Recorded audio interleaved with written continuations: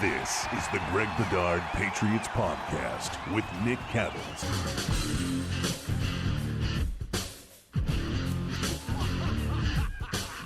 Well, that was utter domination, and I think mostly unexpected how easy it looked. Patriots beat the Browns 45-7. And Greg, the question that people are asking, are the Patriots back? I want to say yes, Nick, but I don't want to overpromise and underdeliver with this team. You try, as a journalist, you try not to get caught up into what's going on and just sort of deal with the facts. I mean, look, there's no question that whether it was in the press box or reviewing the film, and I've watched all the offense film. I have not finished the defense yet. It was as an impressive Patriots performance that I've seen in some time. In terms of utter domination, wire to wire, I think I would have to go back to the 2019 season opener. 2019 season opener against the Steelers. And, you know, the way they executed in this game in all phases and the way they beat you in so many different ways was just really, really impressive. And it reminds you of Patriots teams past. Now, the thing that I'll caution, and I know I'm not going to go overboard. I'm sure the fans are. I'm not going to go overboard yet because I'm just not sure what this team's ceiling is. There have been years past where we've seen performances like this, maybe like 2019, where down the stretch it didn't hold up and they kind of got exposed that they beat up against a soft schedule. Will we look back and say this stretch of games was really a lot softer than we thought? Maybe, but in terms of what I look for in a game, I was happy watching this film. It's been a long time since I've been happy, and the Patriots they were great in all the phases. It was very fun to watch. They were dominant in the trenches after that first drive on both sides of the football. They really dictated this game from beginning to end, again, from the first drive and on. Obviously, the first drive was a disaster. Dearness Johnson ran the football down their throat. Mm-hmm. But after that first drive, man, they dictated this game.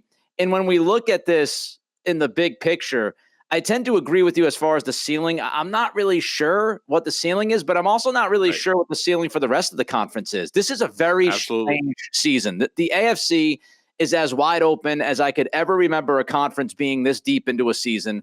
You can almost flip a coin to tell me who's the better team in this conference. I mean, Tennessee, at least record-wise, is the best team in the conference, but their offense the last 2 weeks has not been good. They've had like 470 total yards the last 2 weeks combined. They're really led by their defense. I'm interested to see if a team can get through that defense without Derrick Henry. Is Tennessee good enough? Kansas City, they're back and forth, and the rest of the conference is pretty much just stuck in the rest of the muck right there. So I don't know about the ceiling ultimately. I will say that this recent stretch of the 4-game win streak, it does make me feel better about the Tampa game and the Dallas game. When we said, oh, well, maybe they're just kind of, maybe this happened during that game. Maybe that happened. I think now you look at that, and with context, you say, no, okay, now you feel pretty good. They're 6-4. They played 2 of the top teams in the NFC tight and could have won both of those games. So I think overall, when you look at this team compared to the rest of the league and especially the AFC, I don't think there's much separation between them and everybody else right now. Will that be the case in a month? I'm not so sure. Looking at this win, Greg, at least I felt different about this win versus, the win against the Jets and some other wins that we've seen recently. Did you feel much different about this win versus others? I did. And, in watching the film back, it became a little bit more clear that the difference in this game and the difference, in my opinion, to the way Mac Jones looked, because I don't care what happened on Sunday. I absolutely stand by the fact that Mac Jones had plateaued, whatever, hit some sort of rookie wall in the previous 3 games. Give the kid credit. He pushed through it. I mean, that's really what ultimately happens in an NFL rookie's career, is the guys who play a lot. At some point, you're going to be challenged. And are you going to push through, or are you going to give in and just sort of, shrink the rest of your rookie season and then come back for your next year? Give Mac Jones credit. I think he realized what was going on in Josh McDaniels, and he pushed through it. But here's the clear difference to me in this game, Nick, was was the offensive line. And I'm not talking about like them. They were really good. Certainly Trent Brown made a difference. I will say, like, Isaiah Wynn did not play well in this game. So it wasn't like and look, David Andrews and Ted Karras sometimes had their struggles. It wasn't complete domination up front, but this was the difference. They protected much better in this game. I mean, in terms of the stats that I keep, the total quarterback pressures, the pressure percentage, the run stuffed allowed, the Patriots hit clear season lows in both in this game. And to me, Mac Jones was comfortable in this game. I think some of it was the Browns. The Browns aren't exactly exotic in what they do. The Patriots took care of the guys that you need to take care of on the Browns defense. And he was not rushed all that much. He was hit 4 times in the game. Yeah. There were some quarters where he was hit 4 times in games this season. And this is part of the reason why early on in the season, people are saying this about Mac Jones, and he's not going deep down the field and he's not doing that. And I never said anything because I saw the stats. Almost every game this year, every game he's been pressured over 30% of the time. Most of the games it's been over 35. And for a pocket quarterback, that's normally almost a death sentence for those guys in terms of their effectiveness. In this game, it dropped down to about 22% in terms of pressure. It was night and day. And so you saw Mac Jones finally relax, and I don't have to worry about getting killed on every snap. And then you wonder why he was almost perfect in this game. And that's the reason why. But back to the offensive line real quick. It wasn't just they played well up front. Trent Brown made a difference. But you also have to tip your cap big time to Josh McDaniels and the way he was spinning the dial between outside run, inside run, screen this, that. Like the Browns didn't know which way they were going. They were basically spinning in a top a lot of times. And that made the protection, it made the running game, it made everything look better. So it was equal parts the offense just being harmonious for the first time this season. I'm going to circle back to Mac. First of all, this is just the most recent example of this guy responding. And we see little examples of this, like microcosms of it. But then when you look at the macro level, that was macro. Like he had, over the past couple of weeks, plateaued, as you said. And it's whether or not he's going to respond. And just like he has shown us within a game, like he showed us in the preseason, like he showed us in camp when he had his worst practice day, he came right back and had one of his best, if not the best. He just responds to the challenge. He's got that confidence / swag, whatever you want to call it. And this was another example of him answering the bell. He tends to respond when he's challenged, which I think is a fantastic characteristic to have as a professional athlete. The other thing I would say is, people tend to look at the score and they say, 45-7. And, the offensive line was great. And, Mac didn't have to do too much. It was kind of easy for him. 2 points. The first point is that drive that began the game for the Patriots offense. Huge kind of have to have it drive that many people are going to overlook. It's 7-0. You are close to going 3 and out. It's a 3rd and long. You make the play.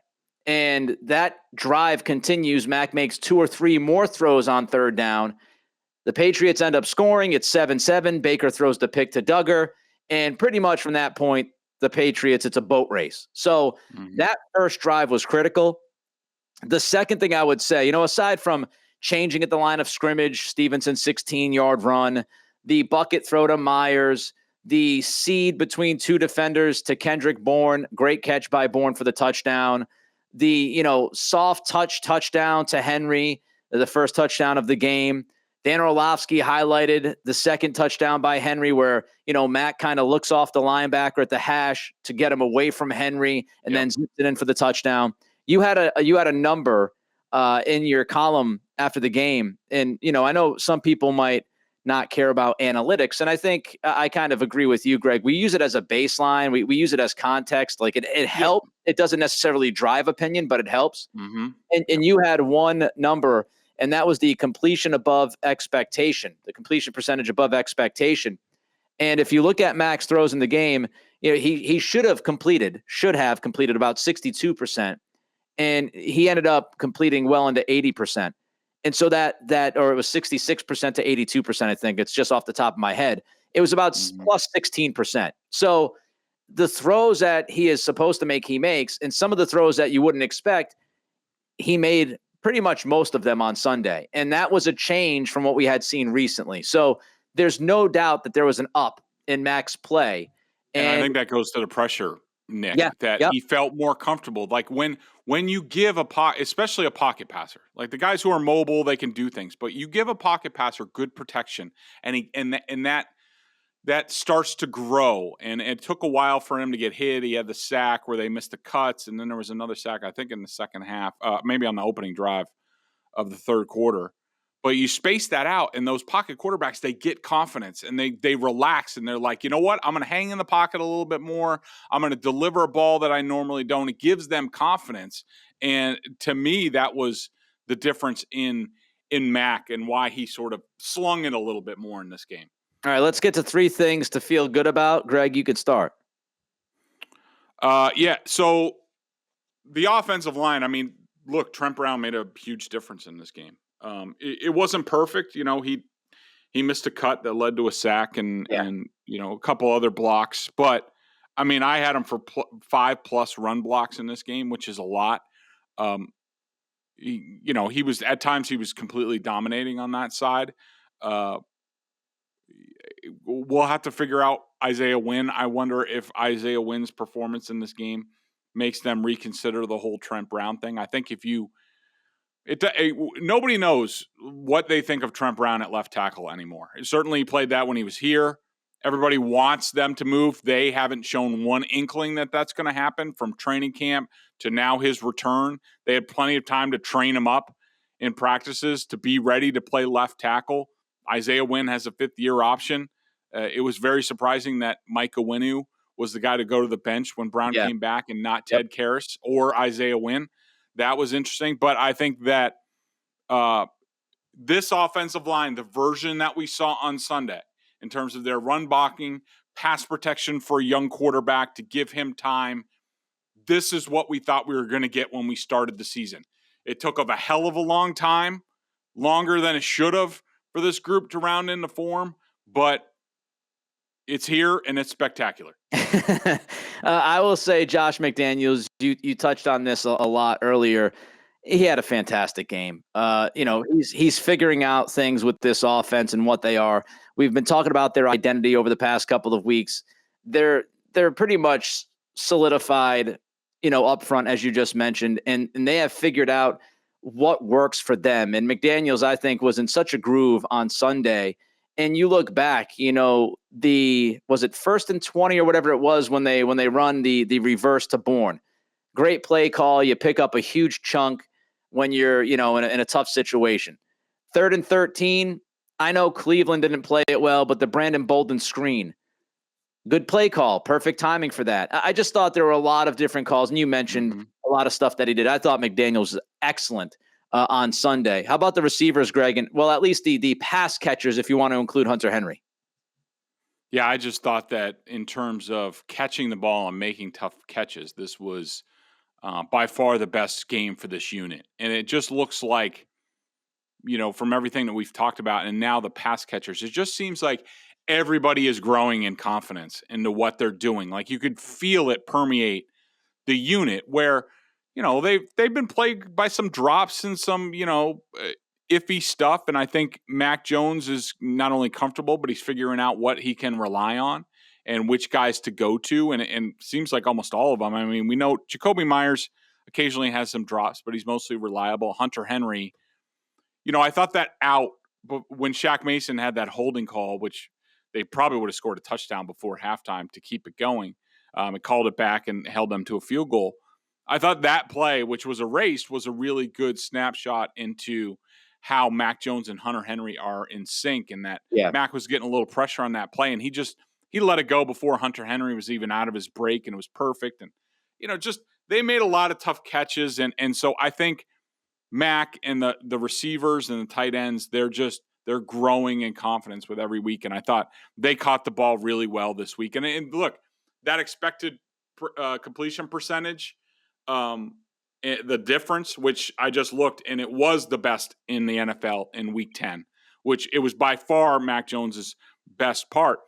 the receivers have a lot to do with that as well. We should give them credit because he should have completed 65% of the passes. He ended up completing like 82%. And that's because guys like Kendrick Bourne and Hunter Henry and those guys made some really tough catches that normally in most receivers would be incomplete.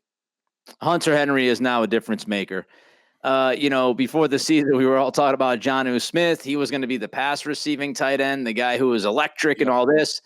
And it hasn't quite worked out for Jonnu. I'm not giving up on him. It's still only half a season. We'll see if he comes back from this injury and is better. But Hunter Henry, this Henry-Mac Jones combination is now deadly. And it is especially deadly in the red zone. They've got mojo together. You can just see the chemistry. And I think, Greg, I don't know about you, but I mean, this is pretty much what we thought about Henry when he signed. Not that he was going to be, unbelievable between the 20s and making athletic plays, but when you get inside the 20, throw the big guy the football, allow him to do some things. And man, over the past 6 weeks, he's got 7 touchdowns. He has been a difference maker on this offense. No question. And I think we were talking about in training camp where I was like, I don't know how much of a difference he's going to make in between the 20s because it takes him a little bit to get down the field, but he was going to be a force in the red zone, and that's held up. But my third thing that I feel good about related to that is Mac. Mac settled down. For 2 games he got sped up. He was settled down. I was a little bit worried. There was a play, I think near the end of the first quarter. It was a 3rd down pass, and I think it went to Kendrick Bourne over the middle. It was a contested catch, good throw, good catch, converted. It was like a 3rd and 7. I think they got like 9 yards. And Mac got me a little bit worried because it's funny. This is what you see. And sometimes you see out of Brady too. When Brady gets sped up, these pocket guys, they run into pressure. And he started to run into the line. Like Mac moved up. He had a fine pocket, but for some reason he was seeing ghosts and he moved up, but he still completed the pass. But I was just like, oh boy, I hope he settles down a little bit. And then he ended up doing that. But I think Mac's back on track, back to that ascension that we saw before this little 3-game lull, and that's a great sign. My final thing is the running backs. I mean, you lose Harris for the week. Stevenson doesn't practice all week. You plop him in the game, and the dude's a beast. And Brandon Bolden has been much better than I expected him to. J.J. Taylor, not a great day, not a ton of opportunity, not a great day for him. But Ramondre Stevenson, his unexpected speed when he finds that extra gear, his finish, like this guy finishes runs. If you're going to want to try to tackle him, just get ready because the train's coming on through. I mean, he is such a strong, impactful, powerful runner. With that speed, he can catch the football. He's got some wiggle. I mean, you're sitting there watching this game on Sunday and you're thinking to yourself, Mac Jones, Christian Barmore, Ramondre Stevenson. Not too shabby. And, maybe Ronnie Perkins, whenever he gets healthy, if he gets healthy, can also flash. But Stevenson was tremendous on Sunday. And, I just think as long as things go well for him with the team, and I know you've said that there were maybe some things about whether or not he was, totally focused and all that stuff. And he had to lose some weight and trim down a little bit. But he was fantastic on Sunday. And if you can keep rolling, if Harris comes back and you've got that 2-headed monster of Harris and Stevenson with this offensive line rounding into form with Mac, if he's protected the way he can play, this offensive ceiling is probably higher than I thought it was. Let's get to 3 things that might concern you. Let's start with the defense and your belief in it. Yeah, I'm not sure what to believe. How good they are. I think I'm a little bit scarred from 2019, Nick, to be honest. A lot of these same cast of characters, a lot of the same coaches. I mean, I will say, if Bill continues to take over the defense, then I feel a lot better. Is that what's happening? It clearly. You watch during the games, he is so invested in the defense. He was on the sideline. I tried to get my guy, the photographer, Adam Reishens, to take a photo, but it was a little bit too late. But Bill was on the whiteboard. This is in like the middle of the second quarter. He was on the whiteboard in front of the defense, diagramming stuff up. And we haven't seen that in a couple years. Not that he doesn't do it. He does do it. But Bill's clearly invested in the defense. He's not making calls. He leaves it up to Steve, but he is the one making – they clearly made adjustments after the first drive. And that, to me, that's all Bill. Yeah. It ain't Steve. It ain't Gerard. It's Bill. And Bill's doing it, and he's taking care of crap on the defense. So I feel better about that if Bill that level of involvement stays. I do think he takes the foot off the gas a bit during the game if they have a bit of a lead and he kind of lets it go. But he's heavily involved in the defense. I just don't. This stretch, I don't know what to make of these offenses, and I'm not comparing anybody else to the rest of the league or whatever. I don't know. I don't watch the rest of the league. I don't see jack for games, and trust me, this year between COVID, one less preseason game, the 17 game schedule, to me, this league is so topsy-turvy this year. I'm not even looking at standings until like December in terms of what's going on and who's playing well. Last 3 or 4 weeks of the season, then I might care. But I just think there's a chance, and I'm not saying it's the case. This could be a little bit fool's gold like we saw in 2019 where, these offenses that they're quote unquote shutting down are really not that good. I was highly disappointed in the Browns and Kevin Stefanski they just got completely outcoached in every phase of the game. They were totally outclassed. And I want to see we know it's the Bills. The season is going to come down to the Bills. The Bills swept you last year. They went to the AFC Championship game. They're still in first place at the moment. They've basically gone wire to wire for 2 seasons now in first place. There's the referendum, December 6th in Buffalo. We'll get an idea exactly how good this defense is. They certainly execute very well. And I'll just go through the rest of them because they're related. What happens when a team, and I don't even know if it'll be Buffalo because this isn't their style. What happens when a team decides to shut down Matthew Judon? What happens when a team decides to shut down Hunter Henry in the red zone? That they basically pull a Patriot. How successful are the Patriots going to be? Can they go to their left? They might be able to. These are just things during a 4-game winning streak that I'm thinking of and being leery of. And also Isaiah Wynn. We touched on it. I don't know what his deal is. I don't know what his future is here. He's got to play better. If the rest of the line is picking up the slack, I thought Ted Karras did a really nice job on Sunday. I don't know. I don't know if they think about the Trent Brown thing, but he's been one of the weakest parts in this offensive line, and that has to be apparent to them. The Wynn stuff is interesting. He's pretty polarizing. There is a contingent of people on Twitter that break down the game.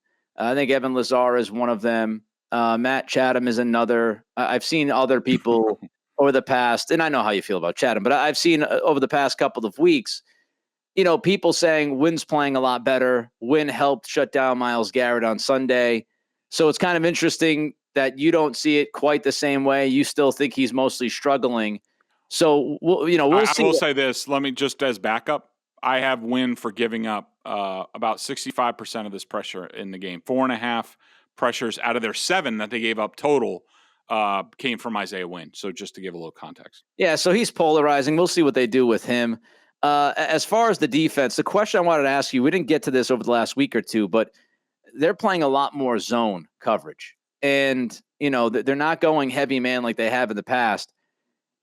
Do you like that? Is that sustainable in 2021? Because I know at the beginning of the year, the thought was a lot more defenses are going to go with man coverage, what teams are doing with their offense.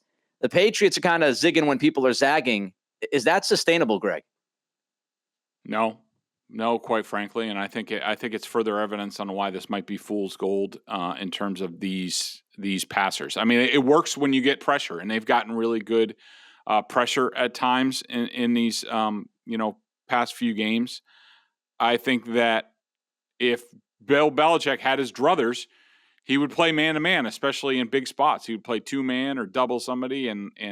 But them playing zone, I don't think it's any type of, I don't think it was any type of switch of genius for Bill Belichick. I think it was out of necessity that he looked at, losing Stephon Gilmore and Jonathan Jones, who are 2 of the best man players at their positions on defense, losing them. He looked at it and he's like, we can't play man. Jalen Mills can't run and play man all game. And Jawan Williams and, Miles Bryant and things like that. So It'll be the whole the Buffalo game. We're going to see exactly where they are on defense, and who knows, they might beat them. You know how I feel about Josh Allen, and they could very well beat them. I have confidence in them, but they're going to have to do things on defense to win that game for 60 minutes, not a quarter and a half or 2 quarters like it's been that way for the last 4 games. That is going to be the referendum. And look, Tennessee's going to stress them too, but I think that's more their speed.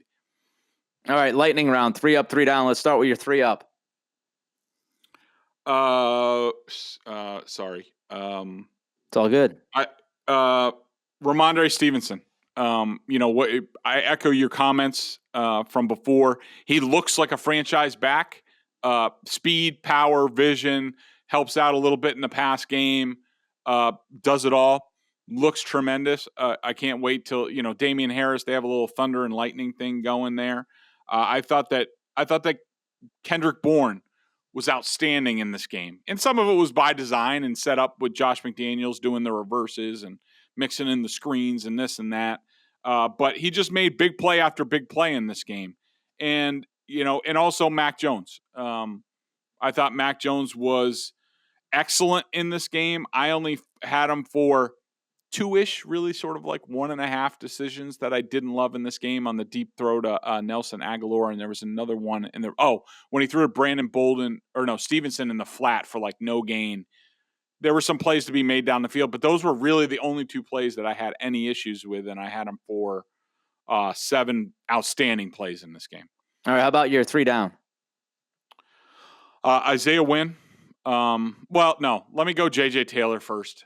Just because, he played fewer snaps and it's not his fault. I mean, the blocking wasn't there at times when he was running the ball and trying to make plays, but he just wasn't effective. Everybody else was in the backfield and he wasn't. And there was a run where he had a chance to make a cut and make a bigger play and he didn't. He ran right into the line. Isaiah Wynn, I think is just, he's struggling overall. He's held his own at times against some of these guys. He gets a lot of help, including this. This is an example, Nick, of why I watched the film and I'm like, what the hell with the Cleveland Browns?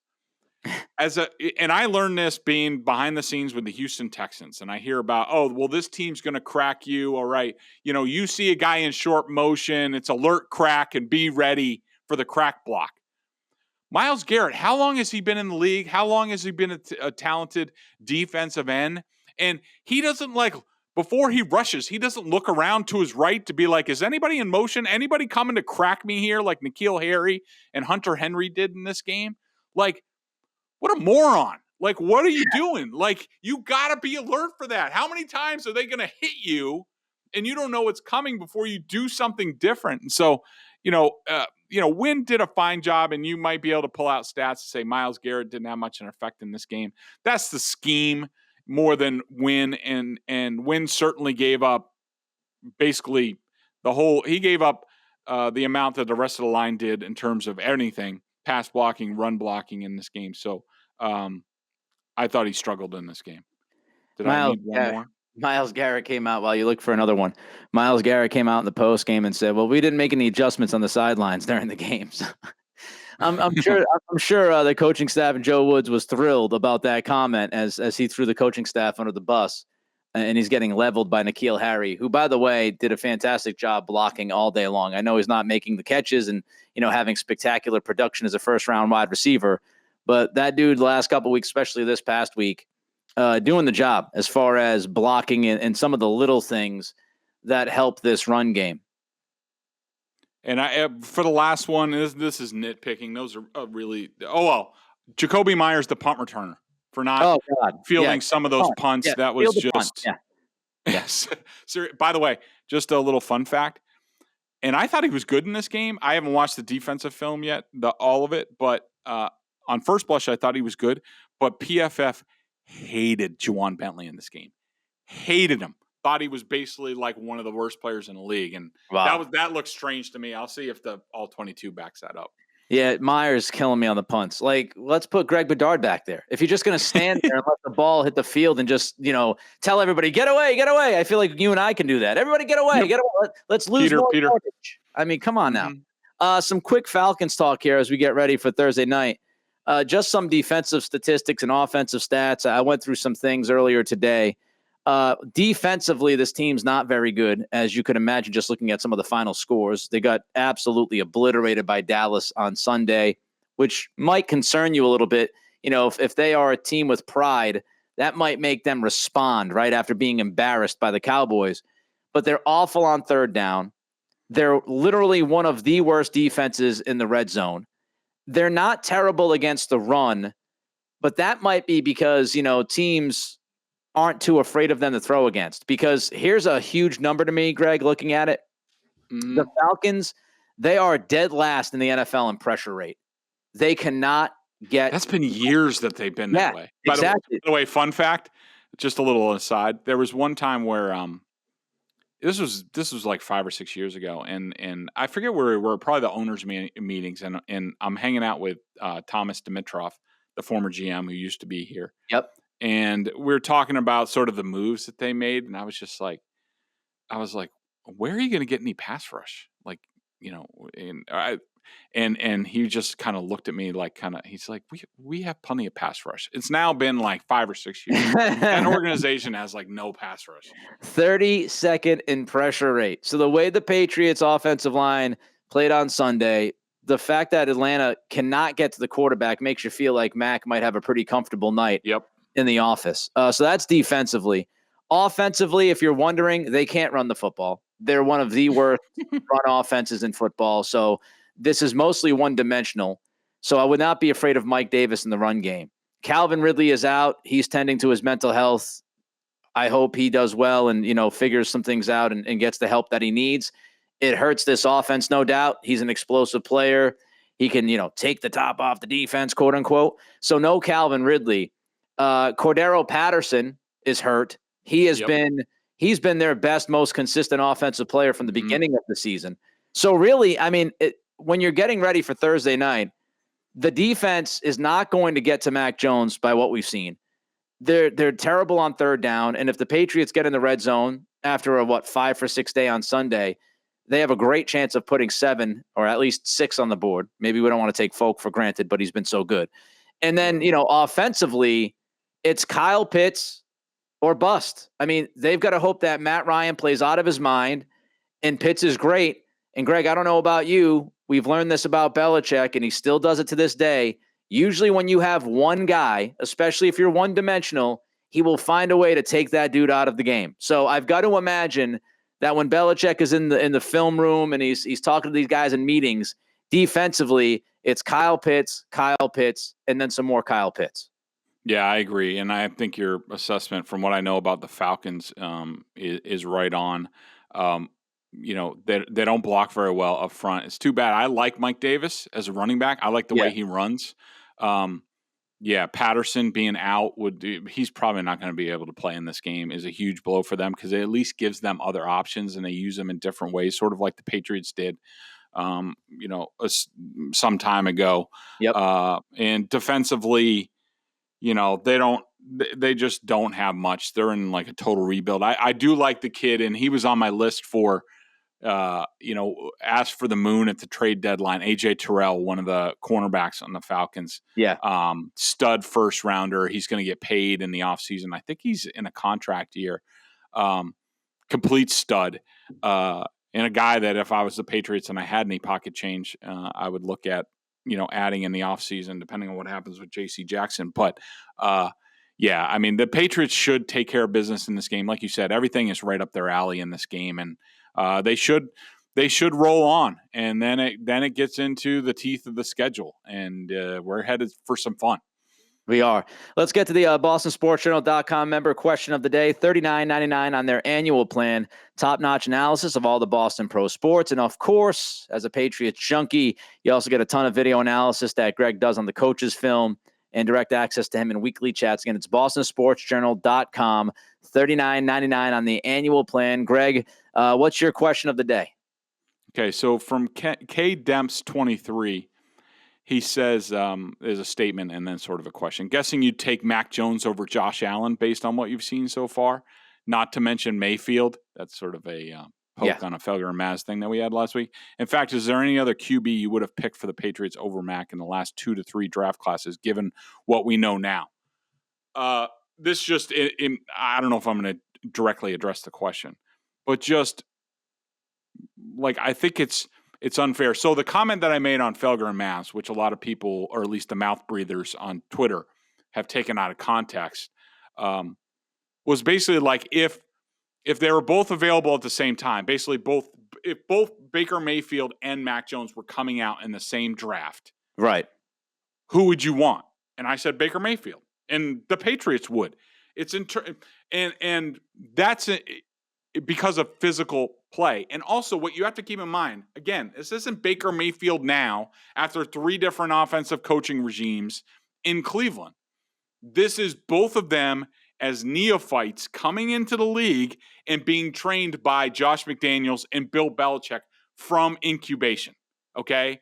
And I think that's germane to all of these discussions. Like, if they were to redraft this year's draft and I'm the Patriots and I have the first pick in the draft, I'm taking either Trevor Lawrence or Zach Wilson.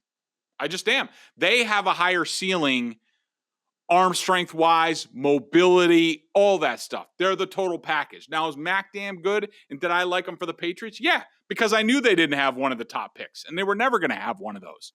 So those guys were gone. But a lot of the most talented quarterbacks, the whole thing, the whole part of this discussion and what I reference is the nature versus nurture thing about the quarterback position. It's the same thing as Aaron Rodgers. If Aaron Rodgers went where Alex Smith did to the 49ers and got the crap pounded out of him, he would have been basically in oblivion for a while and had to resuscitate his career. Instead, he went to Green Bay and got to sit for 3 years and was almost ready by the time he took the job. He would not have been the same player drafted with the 49ers that he was with the stability of the Packers and Mike McCarthy. And it's the same thing with these quarterbacks. Like, you can't, Mac's doing a great job.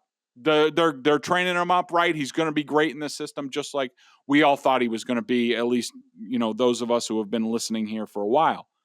But there is a ceiling on his physical talent, and it might not matter at the end of the day. He might get better. I think he will in terms of arm strength and things like that. But don't kid yourself. If this year's draft, if the Patriots had the first pick in this year's draft, they would have taken Trevor Lawrence or Zach Wilson, and they wouldn't have taken Mac Jones. But Mac's damn, I'm sure they're very happy with Mac Jones. I'm happy with Mac Jones. Patriots 6-4, the 6th seed right now in the AFC. They got Atlanta coming up on Thursday night. Everybody be well, be good, be safe. He's Greg. I'm Nick. We'll catch you next time.